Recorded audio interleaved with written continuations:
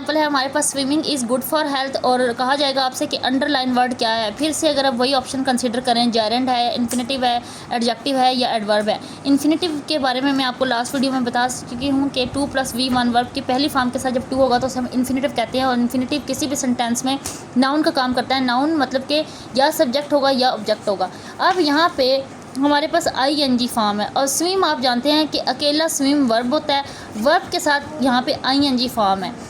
तो वर्ब की ING form तो प्रेजेंट इंडेफिनिट टेंस में भी होती है, और प्रेजेंट कॉन्टीन्यूस टेंस में भी होती है, पास्ट कॉन्टीन्यूस टेंस भी होती है, यानी कि किसी भी कॉन्टीन्यूस टेंस में ING फॉर्म लगती है वर्ब की। तो क्या ये वर्ब है? लेकिन यहाँ पे ये वर्ब नहीं है।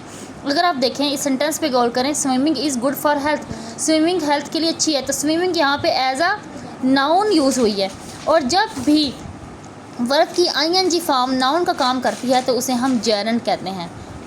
अब यहाँ पे ये वर्ब नहीं होगी, ये नकली वर्ब होगी, यानी कि वर्ब की ING फॉर्म तो है लेकिन वो वर्ब की तरह बिहेव नहीं कर रही है, वो एज अ नाउन बिहेव कर रही है। और जब भी वर्ब की ING form as a noun behave करती है उसे हम जेरेंड कहते हैं। और ज़रूरी नहीं है ये हमेशा सब्जेक्ट बने, हम ये भी कह सकते हैं कि आई लाइक स्विमिंग।